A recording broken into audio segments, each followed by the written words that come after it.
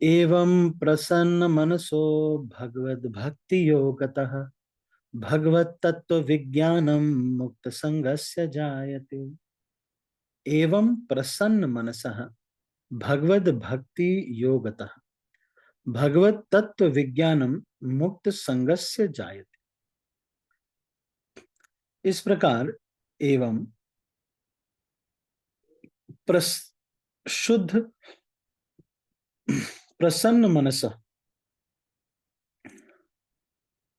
शुद्ध सत्व में स्थित होकर जिस मनुष्य का मन श्री भगवान की भक्ति के संसर्ग से प्रसन्न हो चुका है, उसे समस्त भौतिक संगति से मुक्त होने पर श्री भगवान का वास्तविक वैज्ञानिक ज्ञान प्राप्त होता है।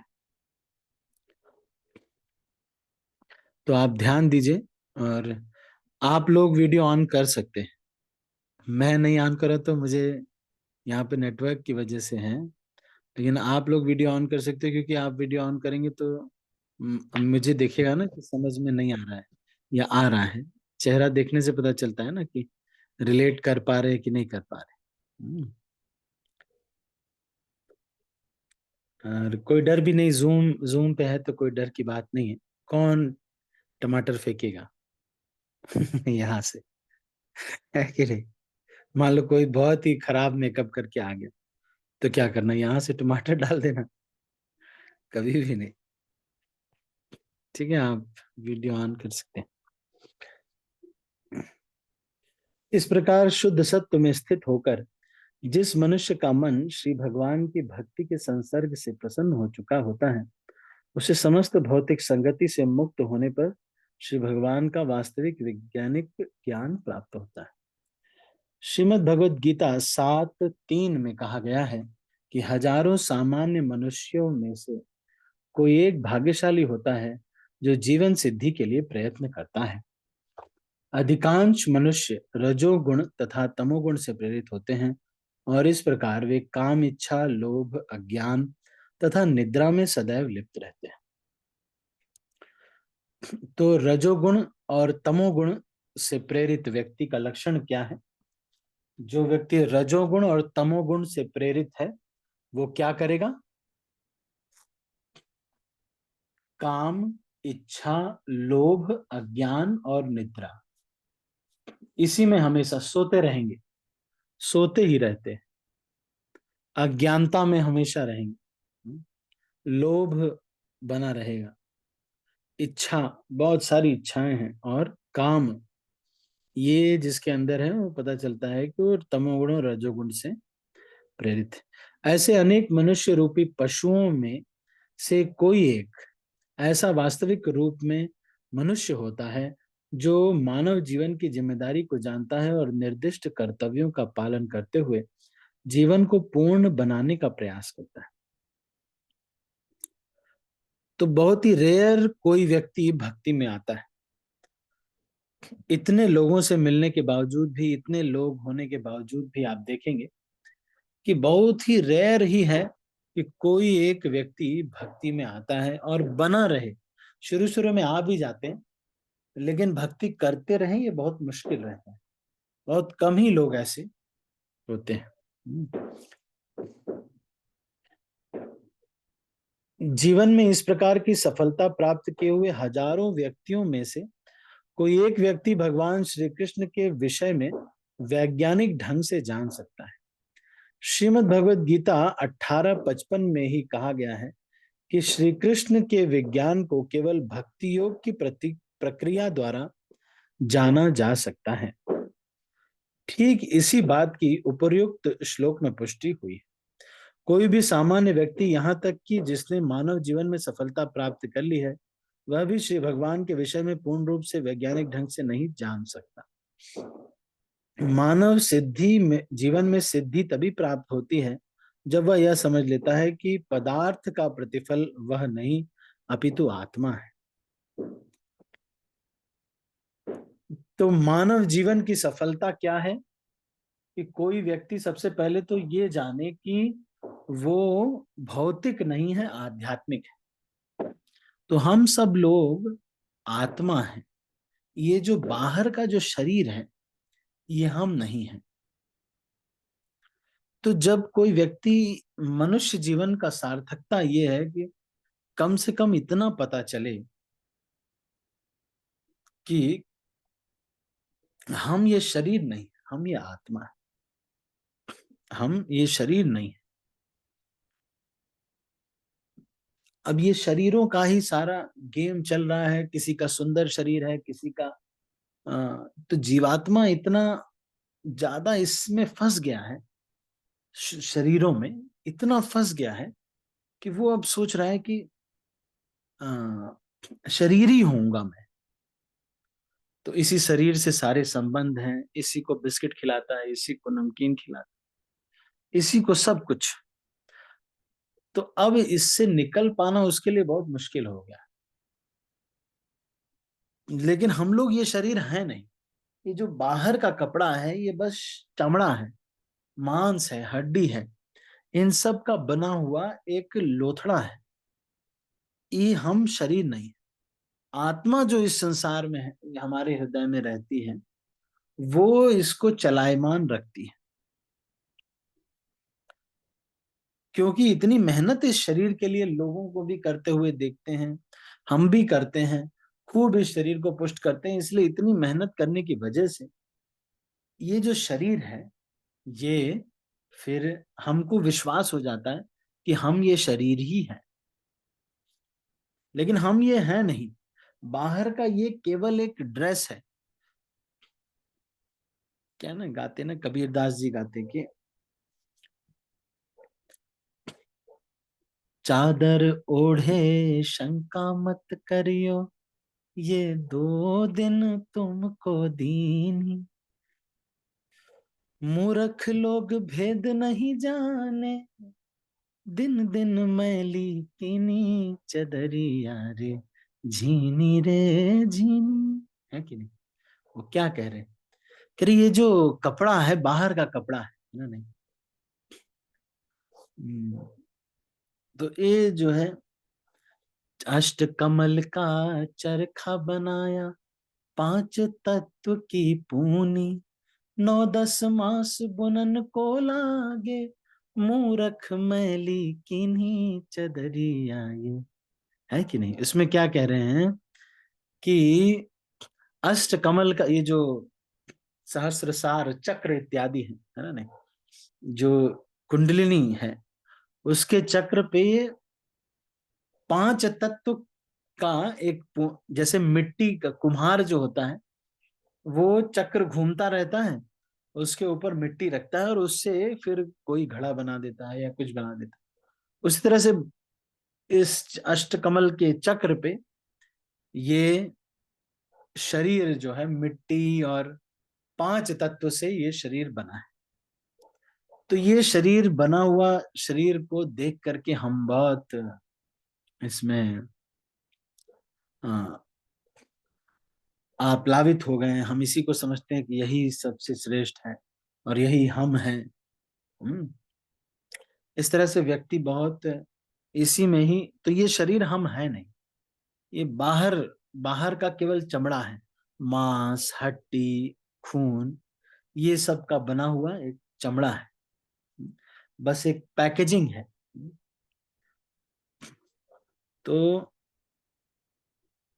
लेकिन इसी को अपना समझ लेते हैं और फिर इसी के लिए सारा कार्य करते हैं।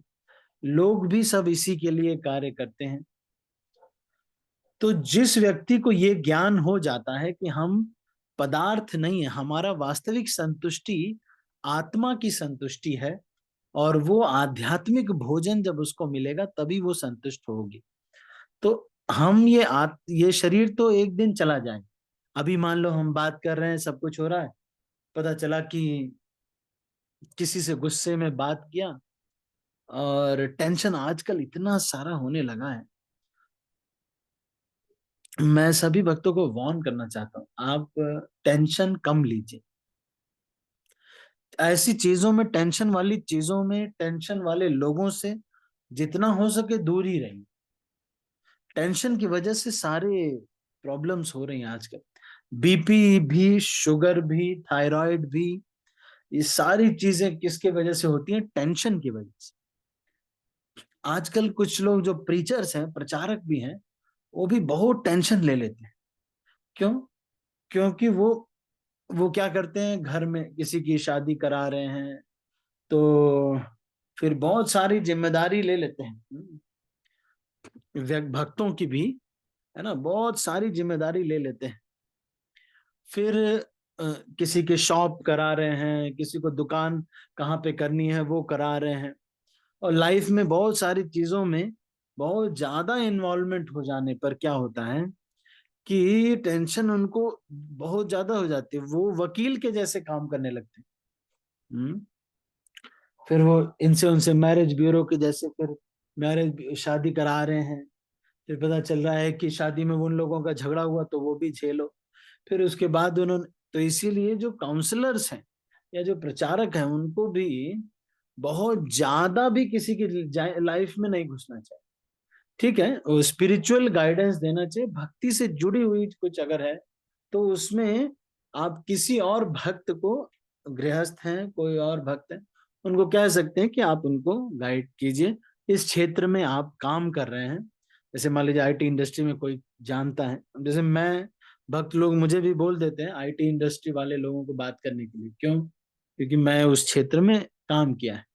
जैसे हमारे बंशी बिहारी प्रभु हैं, तो वो फाइनेंस में, इन्वेस्टमेंट में उन्होंने काम किया है, तो सारे भक्त उनसे इन्वेस्टमेंट के बारे में पूछते हैं। एनी हाउ, पर कुछ ज्यादा ही भक्त लोग भी बहुत ज्यादा टेंशन ले लेते हैं। भक्त लोग भी, है ना, प्रीचिंग के नाम पे बहुत ज्यादा ही इसमें इन्वॉल्व हो जाते हैं। तो ये जो है ये भी बहुत ज्यादा, मतलब आवश्यकता है, अगर नीड है, कोई भक्त पूछते हैं तो तब जरूर इन्वॉल्व होना चाहिए। ठीक है, कोई अच्छी बात है ना, नहीं। लेकिन कोशिश यही करनी चाहिए कि बहुत ज्यादा टेंशन वाला, भक्तों को भी बहुत ज्यादा टेंशन और एक्सपेक्टेशन वाला जीवन नहीं जीना चाहिए, क्योंकि टेंशन की वजह से लाइफ टाइम कम होती है। अभी मैं कुछ दिन, थोड़ी देर पहले एक व्यक्ति को हम माला सिखा रहे थे, तो अभी उनको उन्होंने बताया कि थोड़ी कल, आज सुबह उन्होंने किसी से टेंशन हुई और किसी से लड़ाई झगड़ा हो गया। लड़ाई झगड़ा, मारपीट नहीं हुई, बस ये बोलना वो बोलना ऐसे हुआ, और उसके बाद उनको ब्लड, इतना ज्यादा बीपी हाई हो गया कि थोड़ी देर के लिए तो वो कोमा में चले गए। बीपी इतना हाई हो गया कि वो कोमा में चले गए। हम्म। इसलिए बहुत ज्यादा टेंशन वाला जीवन भी नहीं जीना चाहिए। जहां आपको पता है कि पैसे का टेंशन होगा, जहां भी आपको पता है कि बहुत कॉम्प्लेक्स चीजें, इन्होंने ये कहा उन्होंने वो कहा, ये सब बहुत ज्यादा कॉम्प्लेक्स लाइफ में नहीं जाना चाहिए। जब हम इस तरह से बहुत कॉम्प्लेक्स लाइफ जीते हैं तो हमको बहुत सारे रोग होते हैं। तो इसीलिए भक्तों के लिए बहुत महत्वपूर्ण है, जो सीनियर्स हैं, जो, उनको भजन करना बहुत जरूरी है। एक चीज बहुत इंपॉर्टेंट है, जिनको भी बीपी, थायराइड, शुगर, ये सब रोग हैं, जिन किसी को भी, उनके लिए बहुत महत्वपूर्ण ये है कि you should do something physical. एक चीज, वॉकिंग आपके लिए 2 घंटे बहुत जरूरी है, नहीं तो उसकी ब्लड लेवल सर्कुलेट, रेगुलेशन नहीं होता। फूड का रेगुलेशन करना बहुत जरूरी है। इसके साथ साथ जो भी कार्य हम कर रहे हैं भक्ति के, बहुत ध्यान पूर्वक करना चाहिए, बहुत ही ध्यान पूर्वक। दुनिया वालों का, दुनिया के लोग, दुनिया के काम भी इतने सारे हैं, वो सारी चीजें माला के समय में ही आ जाती। सबको रोक करके सबको बोलना चाहिए कि नहीं, अभी कुछ भी नहीं करना, ना फोन करना है, ना कोई व्हाट्सएप करना है, किसी को मैसेज करना है, कुछ भी करना है ये इस समय नहीं करना है, माला के समय पे नहीं। बैठ करके सुबह एक साथ अगर बैठ करके नहीं तो खड़े होकर के, चल के अगर करना है तो वो भी कर सकते हैं। वॉकिंग जपा करना है, कोई प्रॉब्लम नहीं है, लेकिन और कुछ नहीं करना है, केवल और केवल ध्यान पूर्वक साधना करना बहुत ही आवश्यक है। जो लोगों को शुगर बीपी ये सब रोग हुए उनके लिए मैं बोल रहा हूँ। क्यों? क्योंकि आपको सारा ये जो रोग बीपी शुगर थायराइड ये जो होता है, कुछ तो हेरिडिटरी से उससे होता है, कुछ अनरेगुलेटेड लाइफस्टाइल से होता है, और जो थर्ड थिंग है वो ये है टेंशन। कुछ लोग बहुत भोले भाते हो भाले होते हैं, तो उनसे उनको टेंशन बहुत हो जाती है, छोटी छोटी बातों की बहुत टेंशन हो जाती है, क्योंकि हम भोले भाले हैं। लोग चालाक होते हैं, लोग अन्याय करते हैं, और हम सीधे साधे हैं। तो हमसे 10,000 रुपए किसी ने लूट लिया, अब हम बस ऐसे देख रहे हैं कि भगवान करे इनका बुरा हो। हम केवल श्राप ही दे पा रहे हैं, क्योंकि हम इतने इंटेलिजेंट है नहीं ना, हम सीधे साधे हैं भाई, सिंपल हार्टेड है ना। कोई कुछ बोल दिया हमने कर दिया, नहीं बोला नहीं किया, ये वाले हैं हम। अब हम उतने चालाक नहीं है कि भाई अपनी वैल्यू बढ़ा करके ऐसे चुपके से करें, मुंह फुला के रहें हमेशा, ताकि, तो ये सब हम कर नहीं पाते। तो ऐसे लोगों को बहुत टेंशन हो जाती है, इसीलिए जो ऐसे सीधे साधे लोग हैं, जो सिंपल हार्टेड लोग हैं, उनको सिंपल हार्टेड लोगों से ही दोस्ती करना चाहिए। सिंपल हार्टेड हो, और थोड़ा जो क्लोज रिलेशनशिप है, रेगुलर डीलिंग, ऐसे लोगों से ही करनी चाहिए जो सिंपल हो, प्योर हो, उन्हीं लोगों से। अगर आप किसी बहुत चालाक व्यक्ति के साथ दोस्ती करेंगे, चालाक व्यक्ति के साथ आप रहने लगेंगे, तो चालाक व्यक्ति तो आपका इस्तेमाल करना उसको पता है, वो आपका इस्तेमाल करेगा, आपको होगा फ्रस्ट्रेशन, और फिर शुगर बीपी थायराइड ये सारे रोग होंगे। हम्म। इसलिए सिंपल हार्टेड लोगों को, जब मेरी सिस्टर की मैरिज हो रही थी, तो मैं सोच रहा था कि मेरे मम्मी पापा इतने सीधे हैं। जब मैं ब्रह्मचारी बना, तो एक दिन उनको वृंदावन लेके गया, और वहीं पे ही मैंने पहले जीन्स पहना था, जीन्स और कुर्ता पहनता था, जीन्स और कुर्ता पहना था, और चेंज कर लिया। सेफ्रॉन में आ गया। पहली बार उनके सामने सेफ्रॉन में जब आया, तो मेरी मम्मी ने कहा कि चलो ठीक है ये पहनते हो, लेकिन ऐसे दुनिया के भिखारियों के जैसे ब्रह्मचारी नहीं रहना, अच्छे कपड़े पहनना। इतने सीधे हैं। पापा तो मेरे कुछ बोले ही नहीं, बोले चलो जो भी इनका मन है करने का ठीक है, ब्रह्मचारी बनना है ठीक है। कोई कुछ कहा ही नहीं, बहुत सीधे हैं ना, बहुत सिंपल हार्टेड है। लेकिन ऐसे सिंपल हार्टेड लोगों को बहुत सावधान रहना चाहिए। क्या रहना चाहिए? बहुत सिंपल हार्टेड लोगों से ही आपको दोस्ती करना चाहिए। बहुत रेगुलर डीलिंग ऐसे लोगों से, जो कनिंग लोग हैं, चालाक लोग हैं, उनसे ज्यादा बहुत सिंपल नोबल लोग हैं, उन्हीं से ही आप डीलिंग रखिए। और ऐसे लोगों से डीलिंग मत रखिए। क्यों? क्योंकि ऐसे लोग अगर करना भी पड़ जाए तो किसी बुद्धिमान व्यक्ति को उस लूप में ले लीजिए, और उसको सेवा दे दीजिए कि भाई तुम करो। तो वो क्या करेंगे, वो अपना काम निकाल रहे हैं, तो आपको यूज कर लेंगे। आप होंगे सिंपल हार्टेड, तो आप यूज हो जाएंगे, फिर उसके बाद आप कहेंगे कि भगवान करे, हे भगवान इनका बुरा ही हो। अरे क्या बुरा होगा उनका? आप श्राप ही देते रह जाओगे। अरे नहीं, तो मैं ये बता रहा था कि मानव जीवन की जो सिद्धि है वो क्या है? देह नहीं, हम आत्मा है ना? तो लेकिन मैं इसके, तो अगर हम आध्यात्मिक जीवन रूप से जीवंत तो होना चाहते हैं, तो इस तरह की जो आशाएं, ये रोग सारे सारे बीपी शुगर ये जो रोग होते हैं, ये सब टेंशन से होते हैं, एक्सपेक्टेशन से होते हैं, टेंशन से होते हैं। तो इसलिए थोड़ा रेगुलेटेड लाइफस्टाइल जी करके, और टेंशन वाले काम ज्यादा नहीं लेने। अगर कोई व्यक्ति चालाक है या कनिंग है, दूर रहो उससे, ज्यादा उससे आप मत डीलिंग करो।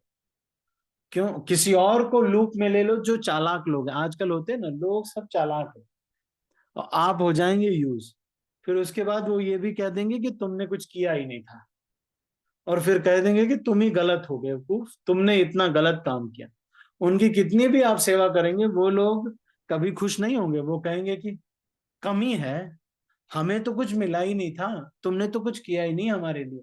आपने सेवा करते करते करते करते, एक माता जी मुझे बोल रहे थे कि सासू माँ की सेवा कर रहे हैं, नानी जी आती है उनकी सेवा, मौसी जी आती है उनकी सेवा, सबकी सेवा कर रहे हैं, भाग रहे हैं, फिर रहे हैं, सब कुछ कर रहे हैं, वो व्यक्ति संतुष्ट नहीं हो रहे, वो कह रहे हैं, ओ इसमें नमक कम है, इसमें ये ठीक नहीं, अरे आपने ये ठीक नहीं बनाया, बस वो वो नैन नुक्स ही निकाल रहे हैं। इसका मतलब ये है कि ये चालाक व्यक्ति है, कनिंग व्यक्ति है, ये सिंपल हार्टेड व्यक्ति नहीं है, वैष्णव नहीं है, ये चालाक व्यक्ति अपना काम निकाल रहा है। तो ऐसे लोगों से, सीधे साधे लोगों को, ऐसे लोगों से दूर रहना चाहिए, नहीं तो फिर बीपी शुगर होगा, आप ही झेलो फिर। ठीक है। तो यहाँ पे यही कह रहे हैं कि देता है कि आध्यात्मिक जीव के रूप में जीवंत होता है। वह सफलता तभी मिलती है जब मनुष्य रजोगुण और तमोगुण से ऊपर उठ गया हो, और जब वह योग्यता के आधार पर वास्तविक रूप में ब्राह्मण हो। ब्राह्मण शब्द सत्व गुण का प्रतीक है। अन्य सभी मनुष्य जो सत्व गुण में नहीं हैं, वे या तो क्षत्रिय, वैश्य, शूद्र होते हैं, या शूद्रों से भी अधम होते हैं। उत्तम गुणों के कारण ब्राह्मण अवस्था मनुष्य जीवन की सर्वोच्च अवस्था है। अतः जब तक मनुष्य में कम से कम ब्राह्मण के गुण न हो, तब तक वह भक्त नहीं हो सकता। भक्त अपने कर्म के कारण पहले ही ब्राह्मण रहता है, किंतु यह उसकी सर्वोच्च परिणति नहीं है। जैसा कि पूर्वार्ध में कहा जा चुका है, ऐसे ब्राह्मण को वास्तव में दिव्य अवस्था प्राप्त करने हेतु वैष्णव होना चाहिए। शुद्ध वैष्णव मुक्त आत्मा होता है और ब्राह्मण पद से भी श्रेष्ठ होता है। भौतिक अवस्था में ब्राह्मण भी बद्ध जीव होता है, क्योंकि ब्राह्मण अवस्था में ब्रह्म बोध तो हो जाता है, किंतु परमेश्वर के विज्ञान का अभाव रहता है। मनुष्य को ब्राह्मण अवस्था को पार करके वसुदेव अवस्था प्राप्त करनी होती है, ताकि वह भगवान श्री कृष्ण को समझ सके।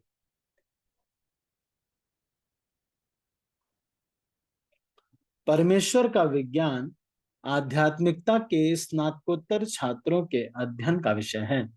मूढ़ या अल्पज्ञ मनुष्य परमेश्वर को नहीं जान पाते, इसलिए वे अपनी अपनी सनक के अनुसार भगवान श्री कृष्ण की व्याख्या करते हैं। किंतु तथ्य यह है कि ब्राह्मण अवस्था प्राप्त करने पर भी भौतिक गुणों के कलमश से मुक्त हुए बिना कोई श्री भगवान के विज्ञान को नहीं समझ पाता। जब योग्य ब्राह्मण यथार्थ रूप में वैष्णव बन जाता है, तो वह मुक्ति की प्रबुद्धावस्था में यह जान लेता है कि वास्तव में श्री भगवान क्या है। विद्यते हृदय ग्रंथिश्छिद्यन्ते सर्व संशया, क्षीयन्ते चास्य कर्माणि दृष्ट एवात्मनीश्वरे। इस प्रकार हृदय की गांठ भिद जाती है और समस्त संशय छिन्न भिन्न हो जाते हैं। जब मनुष्य आत्मा को स्वामी के रूप में देखता है, तो सकाम कर्मों की श्रृंखला समाप्त हो जाती है। तो जब हृदय ग्रंथि जो है, गांठें खुल जाती हैं और सारे संशय खत्म हो जाते हैं, तब मनुष्य ये देख पाता है कि आत्मा जो है वो क्या है, इस शरीर का राजा है। फिर क्या करता है वो, सकाम कर्मों की श्रृंखला समाप्त हो जाती है। फिर वो अभी तक तो खूब मेहनत कर रहा था, किसके लिए, अपने शरीर के लिए, है ना। सारे लोग किसके लिए मेहनत करते, अपने शरीर के लिए मेहनत करते, शरीर से बहुत प्रेम करते हैं, इसीलिए मेहनत करते हैं। अपने रिश्तेदार से भी इसलिए प्रेम करते हैं क्योंकि रिश्तेदार शरीर को सुख देते हैं। जैसे जो जीजा जी होंगे वो थोड़ा मजाक करेंगे, हमको अच्छा लगेगा। और फिर जो अ, जो पति पत्नी है, वो पत्नी सेवा करेगी। इसी तरह से कुल मिलाकर के हम जब ये समझेंगे कि आत्मा जो है वो, हम ये शरीर नहीं है, हम आत्मा है, और ये जो आत्मा है ये इस सब चीज का राजा है। भिद्यते हृदय ग्रंथिस छिद्यन्ते सर्व संशया, क्षीयन्ते चास्य कर्माणि दृष्ट एव आत्मनीश्वर। तो जो व्यक्ति ये दृष्ट एव आत्मनीश्वर, आत्मनीश्वर को देख लेता है कि ये आत्मा जो है, ये पूरा शरीर एक रथ के समान है, और इस रथ पर आत्मा जो है वो एक्चुअली बैठा हुआ है, तो वो मालिक है, तो उसको भोजन देना जरूरी है। लेकिन अब सब लोग क्या करते हैं, इसी में ही बहुत ज्यादा बिजी हो जाते, आत्मा में नहीं, बल्कि भौतिक शरीर में ही बहुत बिजी हो जाते। ठीक है। तो विद्यते, तो आत्मा को स्वामी के रूप में देखना, आत्मा को ये देखना कि मैं ये शरीर नहीं हूं, ये जो कुछ भी कह रहा है ये मेरा मन कह रहा है ना, नहीं? जैसे,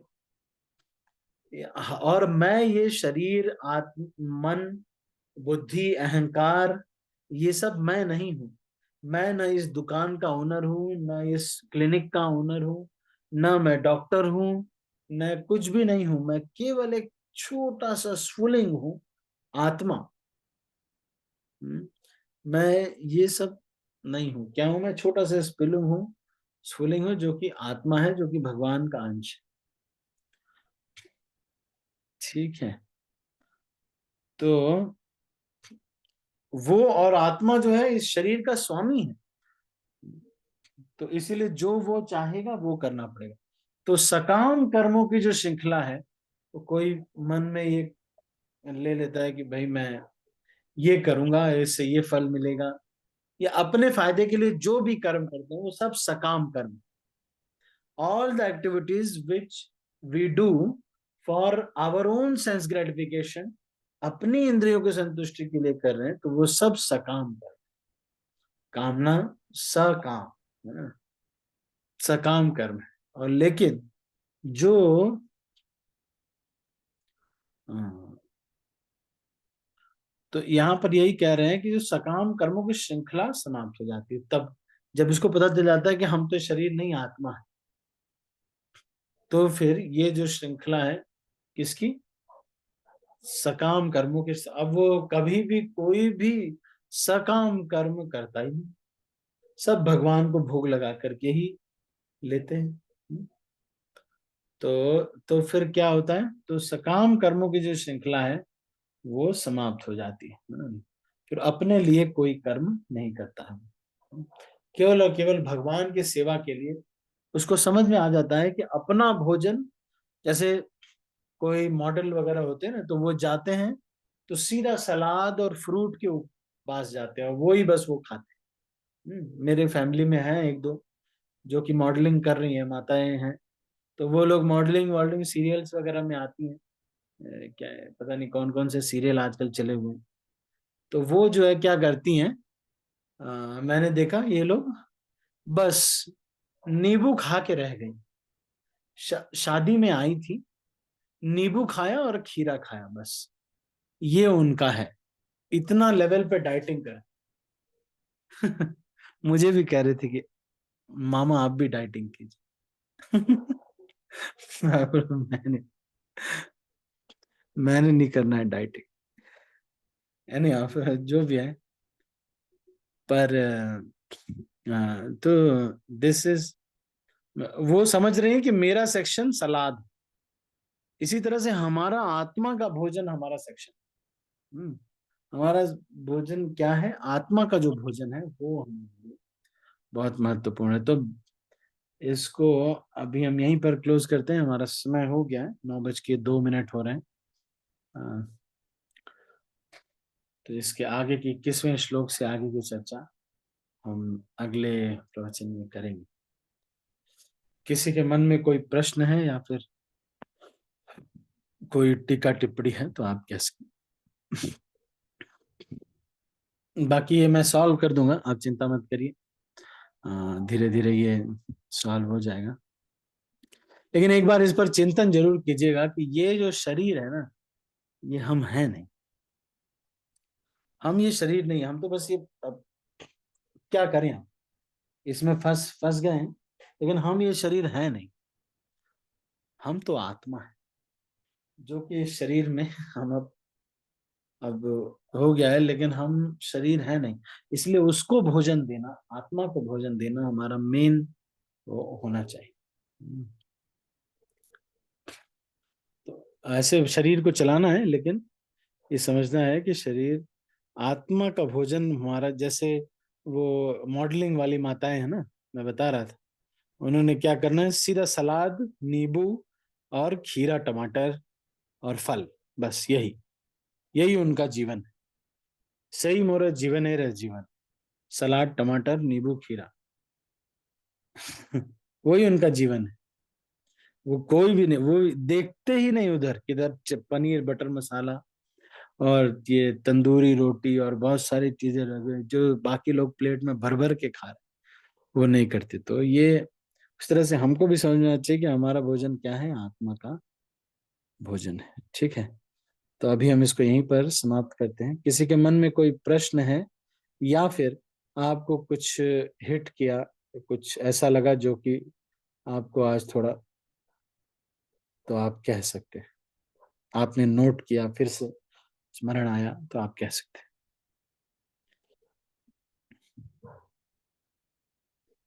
एनी क्वेश्चंस और कमेंट्स?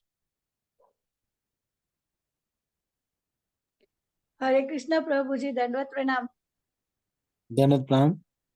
प्रभु जी, आपने इतने अच्छे आइटम्स गिना दिए सलाद छोड़ के। सबको आज एकादशी का व्रत है, और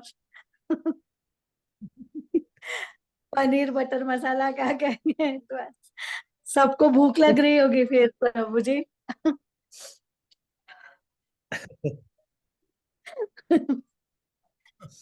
तो सलाद भी तो गिना था। दूसरे आइटम आपने ज्यादा भारी गिन दिए ना। नहीं, आज का बहुत अच्छा समझाया आपने कि हम मतलब ये शरीर नहीं है, हम एक आत्मा है, और हमको उसको भोजन देना चाहिए जो कि महामंत्र से ही चलता है। ये तो बहुत अच्छा मतलब समझ में आया आज का मतलब। थैंक यू प्रभु जी सो मच। और आपने मेरे क्वेश्चन जो मैंने आपको पूछा था उसका भी हल मिल गया मुझे आज। आपके उसमें आंसर मिल गया मुझे प्रभु जी। थैंक यू प्रभु जी। दंडवत प्रणाम प्रभु जी। थैंक यू माता जी। हरे और कोई? कृष्णा। हाँ, हरे कृष्णा प्रभु जी, शाश्वत दंडवत प्रणाम। धन्यवाद प्रणाम। श्री कृष्ण प्रभु प्रभु जी। जी, हरे कृष्णा। हाँ, पहले विमलेश प्रभु पहले बोल दिए थे, इसलिए विजय प्रभु पहले बोल ले, मनोज प्रभु फिर आप बोल लीजिएगा ना, ये पहले स्टार्ट हो गए थे तो इसलिए। हाँ, बोलिए, विजय प्रभु। हरे कृष्णा प्रभु जी। हाँ बोलिए। हरे कृष्णा प्रभु जी, शाश्वत दंडवत प्रणाम। धन्यवाद प्रणाम। प्रभु जी, जैसे कल फास्टिंग जो टूटेगा प्रभु जी, वो 10 बजे, 10 बज के 30 मिनट से लेकर 10:36 तक है, आई थिंक। हाँ हाँ हाँ, कल बहुत कम समय तो है। प्रभु जी, जैसे अब जो निर्जला, जैसे हम, हाँ प्रभु जी, ओ तो प्रभु जी हो जैसे व्रत अगर रह रहे हैं तो फिर फास्टिंग भी वहीं तोड़नी पड़ेगी क्या? हाँ हाँ हाँ हाँ। इसमें थोड़ा ना वैष्णव कैलेंडर जो ऐप है, उसमें तो कुछ गड़बड़ ही दिखा रहा है ना। पर ये है कि सब भक्तों ने जो शेयर किया है वो यही है कि हमको, एक मिनट में,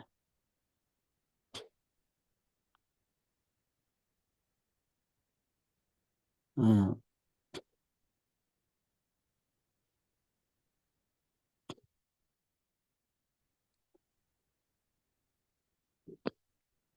एक मिनट में इसको भेजता हूँ।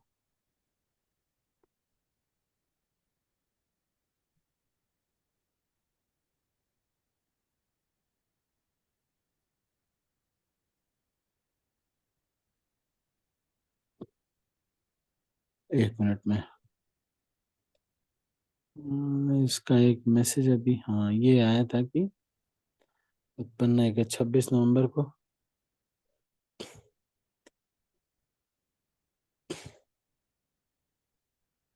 आफ्टर 10:29। ये इसमें भी ठीक से मैसेज नहीं आया। एक मिनट। हम्म,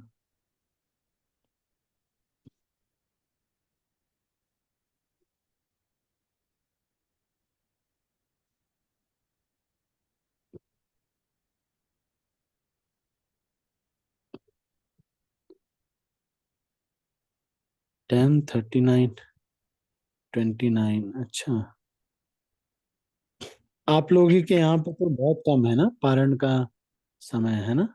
हाँ प्रभु जी, 3 मिनट का टाइम है प्रभु जी। हाँ, 3 मिनट का ही समय है इस बार तो। हमारे यहाँ पर 6 मिनट का समय दिया गया है प्रभु जी, ग्रुप में डाले थे माता जी ने। हाँ, 6 मिनट। 10:29 से 36 तक, 10:36 तक। हाँ, तो बहुत कम समय है कल। देखिए कैसे कल दोपहर में ये है 10 साढ़े 10 बजे ना, तो बहुत हाँ जी कम प्रभु जी। समय है। लेकिन इसका तिथि के अनुसार एग्जैक्टली निकाल करके इन्होंने भेजा नहीं है।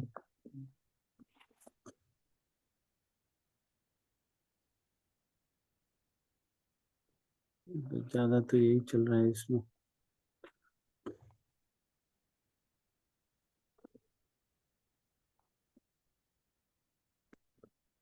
यहाँ पर जो है टाइम वो है 10:29 to 10:35, 6 मिनट। तो ठीक है, आप जगह क्या रूप है प्रभु जी? हाँ जगह के अनुरूप है, ठीक है, तो उसी हिसाब से कर लेगा। मैं कोशिश करता हूँ सारे एरियाज का, एक बार यही है कि कैलेंडर में थोड़ा सा देखना पड़ेगा हर एरिया का क्या है, उसके अनुसार करना। ठीक है, तो कल उसी समय फिर जल ले लीजिएगा, है ना विजय प्रभु जी? निर्जल एकादशी जो किया है हाँ ना, जी प्रभु जी। ले लीजिएगा हाँ जी, गर्म हाँ जी। पानी। उसके बाद फिर उसी समय आप उन्हीं 3 मिनट में एक अनाज जगन्नाथ जी का चावल या कोई एक अनाज भी खा हम्म, लीजिएगा, ठीक है? बिल्कुल प्रभु जी, हाँ। वही पहले पानी पी लीजिएगा थोड़ा सा, और हम्म, एक दाना अनाज का खा लीजिएगा। फिर उसके बाद आ, थोड़े समय के बाद फिर नींबू पानी, फिर क्योंकि एकादश निर्जल जब करते हैं तो फिर अलग टाइप से खोलना होता है, गर्म पानी नींबू पानी, फिर उसके बाद फिर थोड़े फल वगैरह ले लिए थोड़ा, फिर दोपहर तक अनाज लेना चाहिए, तो फिर उससे ठीक रहता है। हम्म, एकाएक से खूब अनाज ले लेते हैं। अब हमने तो जब एकादश निर्जल करो तो यही अच्छा रहता है। मैंने भी यही मतलब जो प्लान है गर्म पानी वाला सबसे बेस्ट रहता है। ठीक है विजय प्रभु जी। ठीक है प्रभु जी। हाँ प्रभु जी, हरे कृष्ण। हरे कृष्ण। और कुछ किसी को कहना? अच्छा, मनोज प्रभु कुछ कह रहे थे? यस प्रभु जी। प्रभु जी, जो आप बता रहे थे, जो आत्मा की जो आत्मा मुक्त अवस्था में होती है, उससे पहले आपने बताया कि जो मनुष्य जो शरीर है, उसमें जो ब्राह्मण अवस्था जो है कर्म के अनुसार वो सबसे उच्च अवस्था है, लेकिन वो भी बद अवस्था में रहता है आत्मा। तो फिर आपने बताया कि जो हाँ सर्वोच्च अवस्था है वो तब है जब आत्मा मुक्त अवस्था में हो। तो इसका मतलब हाँ, क्या है प्रभु जी? आत्मा की मुक्त अवस्था यही है कि वो भगवान की सेवा में लगे। यहाँ पर क्या लिखा हुआ है? किंतु परमेश्वर के ब्राह्मण यथार्थ वैष्णव बन जाते हैं, क्योंकि ब्राह्मण अवस्था में भोग होता है परमेश्वर का विज्ञान आध्यात्मिकता के स्नातकोत्तर छात्रों का अध्ययन।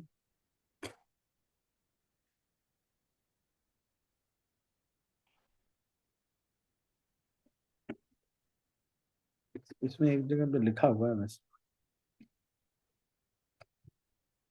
भौतिक अवस्था में प्राप्त अवस्था प्राप्त होती है, जैसे कि प्रारब्ध का, जैसे ब्रह्मा का वास्तविक देव।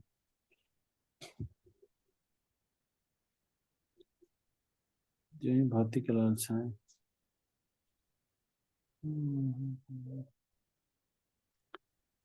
तो एक मिनट, वो स्टेटमेंट बोलना मनोज प्रभु जो आप कह रहे थे, उस कथन को बोलना एक बार। प्रभु जी, वो उसमें था कि आत्मा मुक्त अवस्था में रहती है, तो मुक्त अवस्था का इसमें क्या मतलब है? हम्म। शुद्ध वैष्णव मुक्त आत्मा होता है और ब्राह्मण पद से भी श्रेष्ठ होता है।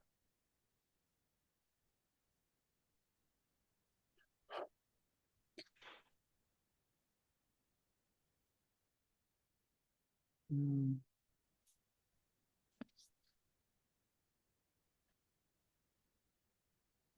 शुद्ध परमेश्वर विज्ञान का अभाव। वसुदेव अवस्था में ताकि भगवान श्री कृष्ण को समझ सके। परमेश्वर का विज्ञान अधिकतर स्नातकोत्तर छात्रों का विषय है।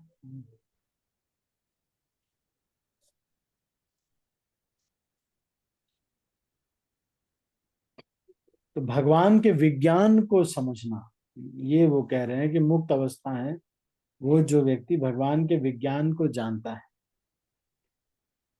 तो भगवान के विज्ञान को जानने वाले का मतलब यही है कि भगवान के स्वभाव को जानना, जैसा भगवान किस प्रकार से कार्य करते हैं, भगवान की लीलाएं कैसे हैं, इसको समझना, इसको जानना। तो शास्त्रों का जो अध्ययन कर रहे हैं जो लोग, तो वो मुझे लगता है कि यही यहाँ पर कह रहे हैं कि जब कोई यथार्थ ब्राह्मण वासुदेव अवस्था प्राप्त करनी होती है ताकि वह भगवान श्री कृष्ण को समझ सके, है ना। तो ये स्नातकोत्तर अवस्था या फिर मुक्त अवस्था जो है वो इस तरह से है कि उसको ये भगवान श्री कृष्ण का विज्ञान उनको पता है। जो ब्राह्मण है उसको ब्रह्मत्व का बोध है, लेकिन वो भगवान का विज्ञान नहीं जानता। विज्ञान क्या क्या है कि सेवा से, प्रेम से भगवान प्रसन्न होते हैं। हमारा जीव के भगवान के साथ शाश्वत संबंध है। ये सारी चीजें जो है कुछ विज्ञान के तथ्य हैं, ये जो आध्यात्मिक विज्ञान है, सही विज्ञान। फेक विज्ञान है वो बता दिया कि भाई कुछ हल्दी खाने से ये होता है, चर्म रोग होते हैं। बाद में पता चला हल्दी खाने से ही चर्म रोग रुकते हैं, है ना। नहीं, तो ये जो है आध्यात्मिक विज्ञान है। तो ये जो विज्ञान को कौन, जो व्यक्ति जानता है भगवान के विज्ञान को, भगवान किस तरह से कृपा करते हैं, भगवान भक्तों को माध्यम से कृपा करते हैं, तो जो व्यक्ति इस विज्ञान को जानता है, भगवान के विज्ञान जो व्यक्ति जानता है, वो व्यक्ति कौन है? वो है मुक्त अवस्था में, है ना। ठीक है ना मनोज प्रभु जी? जी प्रभु जी। भगवान के विज्ञान का तथ्य सब पता होना चाहिए। क्या क्या तथ्य हैं? यही सब तथ्य हैं। एक भक्त्यातोष भगवान, मतलब भक्ति से भगवान प्रसन्न होते हैं। अच्छा ठीक है, तो भगवान किसके माध्यम से प्रसन्न होते हैं? भगवान भक्तों के माध्यम से प्रसन्न। कैसे हमको पता चलेगा कि भगवान प्रसन्न हुए हैं? भक्त जब प्रसन्न होंगे तो हमको पता, यस्य प्रसादात भगवत प्रसाद। अच्छा, तो फिर गोलोक वृंदावन में भगवान क्या करते रहते हैं? भगवान का काम क्या है? भगवान का ये काम है कि जो लोग अपने को बहुत बड़ा समझते हैं उनको नीचे लाना, और जो नीचे अपने को समझ रहे हैं उनको ऊपर उठा। जो विनम्र है उसको ऊपर उठाएंगे, और जो ईगो वाला है उसको नीचे गिरा देंगे। यही भगवान कर रहे हैं। फिर क्या भगवान का भोजन है, घमंड भगवान का भोजन। फिर ये सब विज्ञान, मतलब भगवान के तथ्य, भगवान के बिहेवियर। भगवान भक्त वत्सल है भगवान। एक तो प्रार्थना से भगवान प्रसन्न होते हैं, किन किन चीजों से भगवान प्रसन्न होते हैं, ये सारा विज्ञान पता होना ही एक मुक्त अवस्था भक्त का लक्ष्य। ठीक है, ठीक है मनोज तो अच्छा प्रश्न पूछा आपने। और कोई कुछ पूछना चाहता है? क्वेश्चंस और कमेंट्स?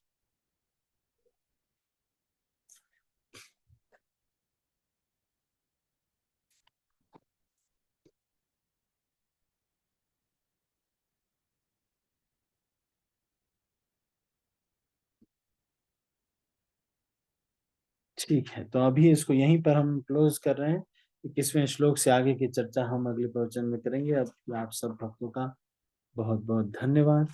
हरे कृष्णा। श्रील प्रभुपाद की जय। गौर भक्ति वृंद की। हरे कृष्ण प्रभु जी, दंडवत प्रभु जी। हरे राम जी। कृष्णा हरे प्रभु कृष्ण जी, प्रभु जी, शाश्वत दंडवत दंडवत प्रणाम। प्रणाम। दंडवत प्रणाम। हरे कृष्ण प्रभु, दंडवत प्रणाम।